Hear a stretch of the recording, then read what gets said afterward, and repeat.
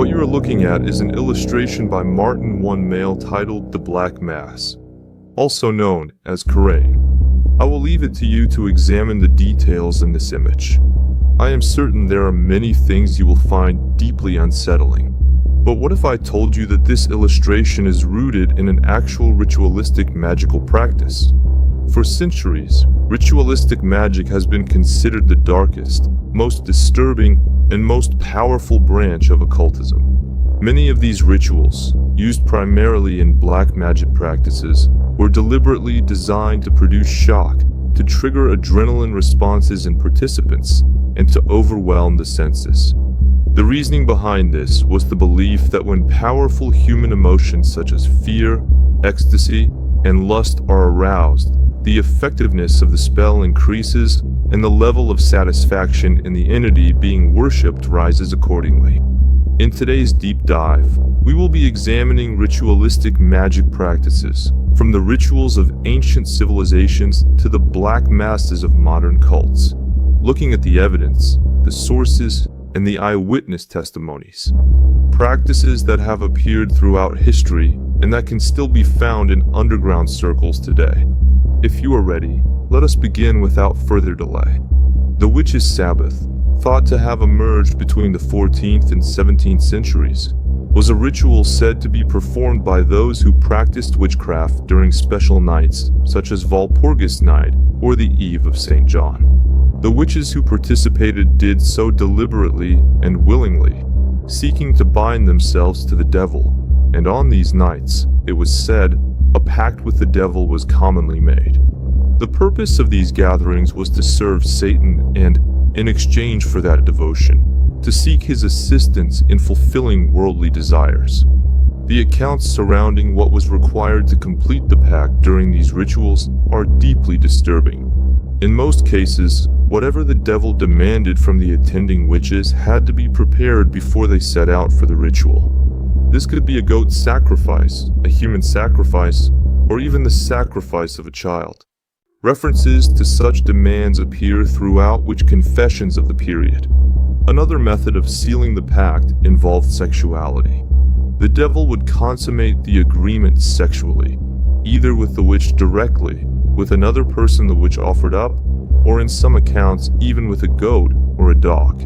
A late 16th century French text titled The Antichrist provides us with an eyewitness account and description of what the sexual rituals at one of these satanic Sabbaths looked like. The account within the text reads as follows. An Italian man took a girl with him to a field on the eve of St. John. Using a branch of butcher's broom, he drew a large circle in the earth and muttered a few words he read from a black book. At this, a great black goat with horns appeared before them. Beside the goat stood two women and a man dressed in priestly robes. The goat asked the Italian who the girl was. He replied that he had brought her as an offering. The goat then made the sign of the cross with its left hand upon her. It commanded the others to come forward and greet her, which they did, by kissing the rear of the goat. Between the goat's two horns burned a black candle. The others lit their own candles from this black flame. The goat drew the woman the Italian had brought aside, led her into the forest, laid her upon the ground, and had sexual intercourse with her. The woman felt great revulsion. She suffered greatly, and she felt that its seed was as cold as ice. This disturbing account is said to come from witch confessions, though the author remains anonymous, making it impossible to verify with certainty. In short, these rituals involved deeply horrifying practices and methods that were fundamentally inhumane, and they became a significant source of terror during the Middle Ages. This led to the organized hunts known as witch trials, though it is a well-documented and tragic fact that countless innocent people were also killed and tortured on false accusations of witchcraft. It is also worth remembering that most of what we know about these gatherings comes from confessions extracted under torture, which significantly undermines their reliability. While it is known that witch Sabbaths did take place, and that ritualistic magic was widely practiced, I found it unsound to draw detailed conclusions about the rituals from the personal confessions of individuals who may have said anything to escape unbearable pain. For that reason, I place this ritual at this particular layer of the iceberg. I leave the final judgment to you, and we continue our descent. The Zar is one of the most complex ritual traditions in the Islamic world, deeply interwoven with belief in spirits. Perhaps you have seen footage of something like this before. These ceremonies are often described as spirit exorcism practices, but the Zar, as this method is called, is not in the classical sense a practice of driving out or destroying a malevolent spirit from a body.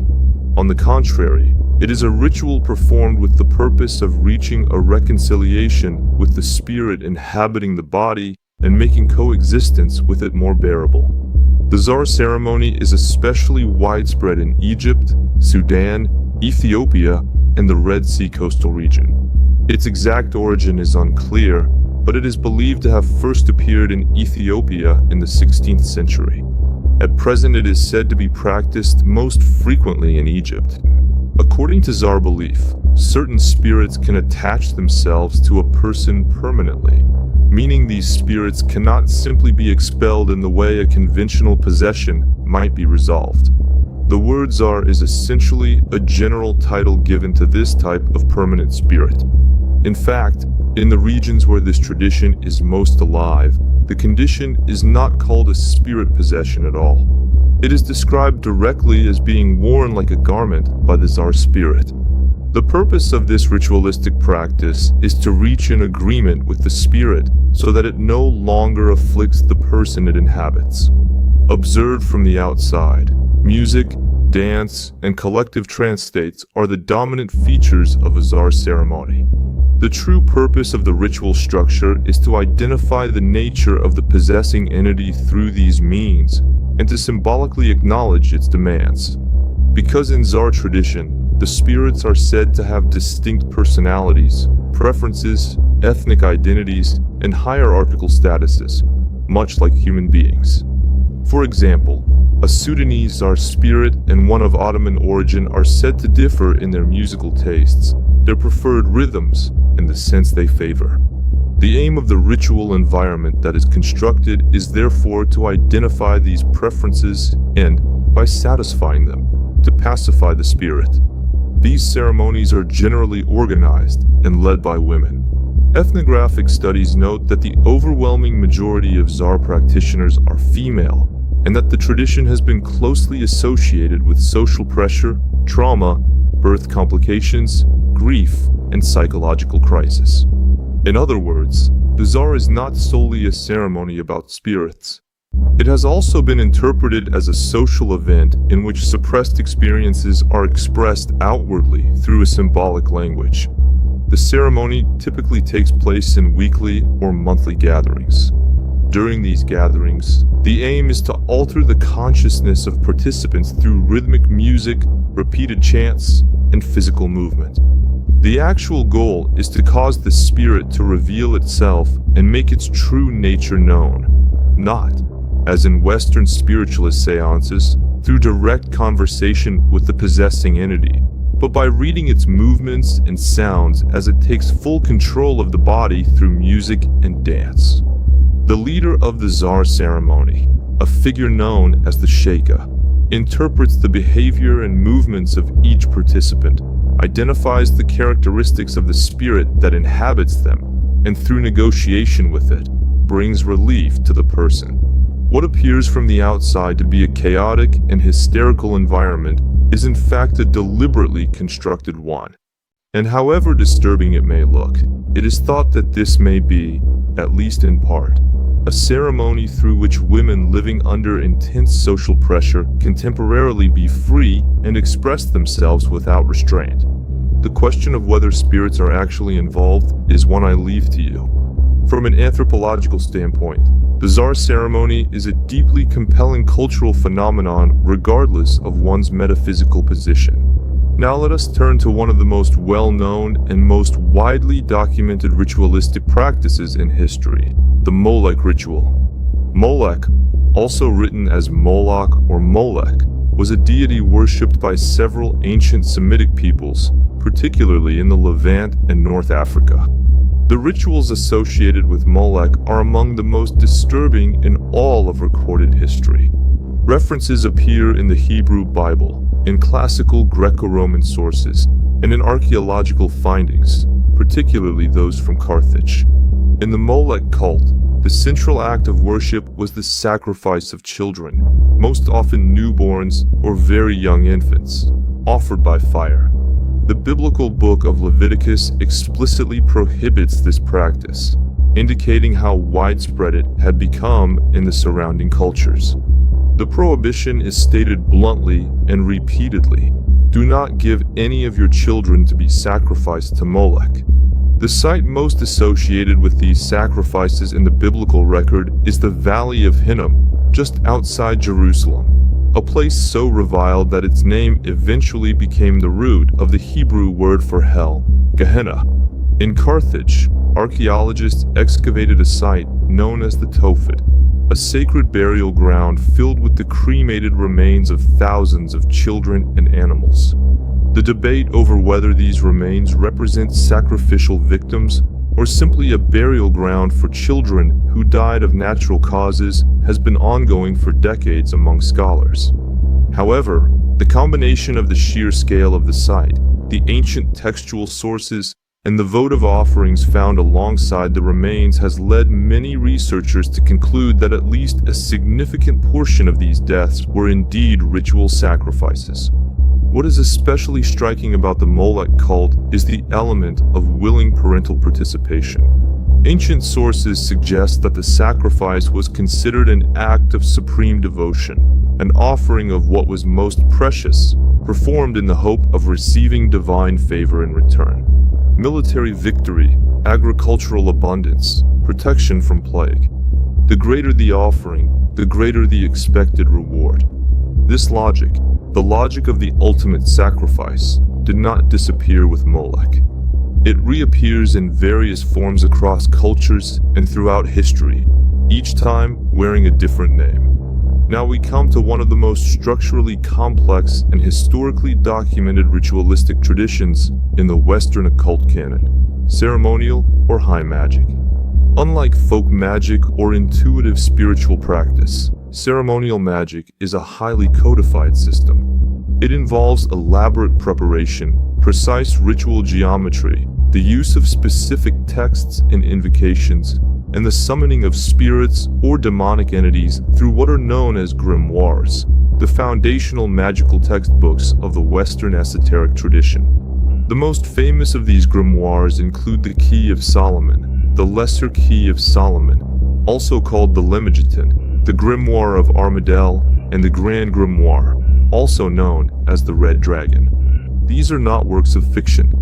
They are historical documents, many of them produced between the 13th and 18th centuries, and they are treated with absolute seriousness by those who practice within this tradition. The Key of Solomon, for instance, provides extraordinarily detailed instructions on how to consecrate magical tools, construct protective circles, and invoke spiritual entities. The Lesser Key of Solomon, specifically its first book, the Ars Goetia, contains the famous list of 72 demons, each named, ranked, and described in terms of their appearance, their powers, and the precise conditions under which they can be summoned and bound. A practitioner working within this system does not simply light a candle and recite words. The preparation alone can span days or weeks. The practitioner must be in a specific spiritual state, having undergone fasting or purification. The ritual circle must be drawn with precision, often inscribed with names of God and protective sigils. The correct hours of the day, governed by planetary associations, must be observed. Every element of the ritual has a purpose and a consequence if neglected. The underlying philosophy of ceremonial magic is not that the practitioner is surrendering to a demonic force. In theory, the practitioner is commanding, using divine authority, sacred names, and ritual power to compel the entity to appear and to obey. This is the central distinction that ceremonial magicians draw between themselves and simple devil worship. They do not worship the demons they summon. They bind them. Whether this distinction holds in practice is a theological and experiential question that generations of occultists, theologians, and scholars have debated without resolution. The Black Mass. Of all the rituals we examine today, this is perhaps the one that has generated the most cultural mythology and the most genuine historical controversy. In its most general sense, the Black Mass is an inversion of the Roman Catholic Mass, a deliberate and systematic corruption of the most sacred ritual in Christian practice. Every element of the Catholic Mass is taken and reversed, profaned, or replaced with something transgressive.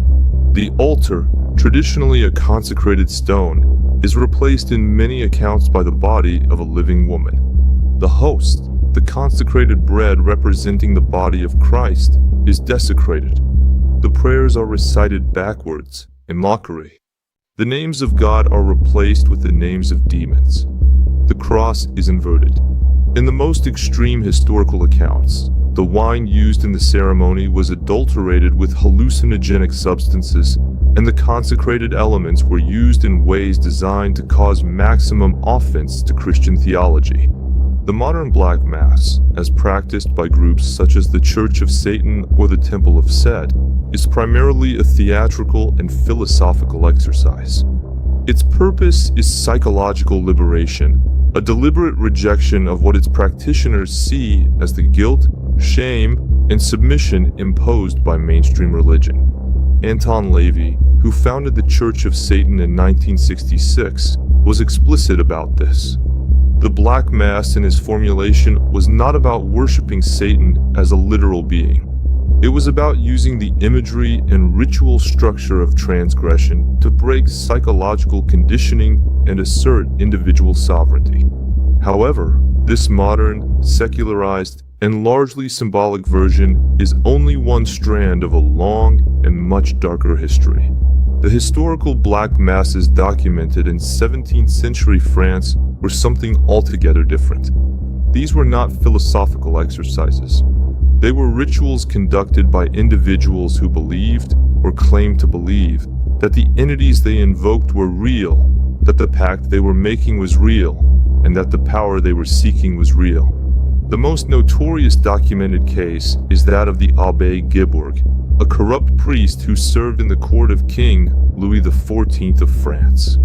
Guibourg was eventually tried by the French crown and confessed to having performed over 2,500 Black Masses between 1667 and 1682, with the stated purpose of placing the king under supernatural influence and controlling him through demonic power.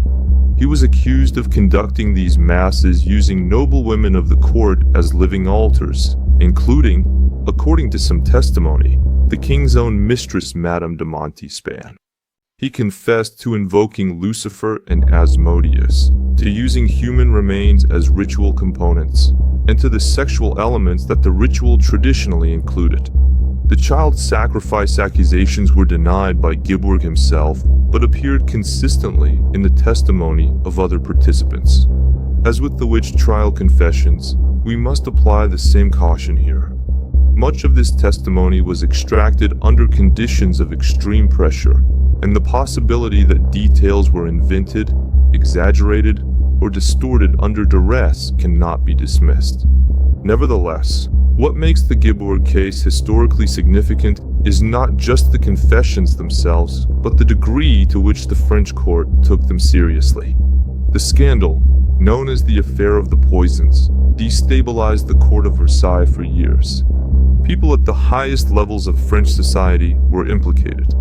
Executions were carried out, and the details that emerged were disturbing enough that Louis XIV eventually ordered many of the trial records sealed, a decision that kept significant portions of the testimony hidden from public view for over 2 centuries. What we see across all of these ritual traditions, the Witches Sabbath, Bazaar, the Molek cult, ceremonial magic, and the Black Mass, is a consistent underlying logic. The logic of exchange. Power is sought, and power in these systems requires a price. What changes across cultures and centuries is the nature of the offering and the identity of the entity to whom it is made. But the structure, the belief that there exists something beyond the ordinary human world that can be accessed, petitioned, or compelled, and that doing so requires something in return, remains remarkably stable. This consistency across completely separate cultural traditions is itself a subject of serious scholarly inquiry. Whether one interprets it as evidence of a genuine metaphysical reality, as a universal expression of human psychological needs, or as something else entirely, the persistence of this logic across time and geography is not easily dismissed. I have been researching ritualistic occultism for a long time, and I want to be honest with you about what I have found. The vast majority of people who engage with these traditions are not doing what the grimoires at their most extreme describe. Spiritual Satanists are not going out and sacrificing animals. Witches following pagan traditions are not seeking to make pacts with the devil. I am certain of that. But I think it is important not to forget what these rituals were originally designed to do, and what they were originally designed to obtain. Every one of these traditions, at its root, is about the acquisition of power. And the more power is sought, the more some individuals within any tradition are willing to go. History documents this pattern repeatedly. The corruption is not hypothetical. It is recorded. I personally believe that any occultist pursuit carries a corrupting potential for the human soul, not because the entities involved are necessarily real, but because the pursuit of hidden power tends to escalate, and escalation in these traditions has historically led to places that are genuinely dark. There are things I cannot go into in greater detail here. There are names I cannot say. There are connections I cannot draw explicitly on this platform without consequences. But I want to leave you with this. The documented cases of child trafficking networks, of children disappearing from institutions designed to protect them, of large-scale exploitation that has been confirmed and reported across multiple countries. These are not conspiracy theories. They are documented facts. What happens to those children is a question I will leave with you, because I think you already sense the answer. And I think that sense of recognition, that deep, uncomfortable feeling that something very dark exists in places most of us will never see, is exactly why you are here.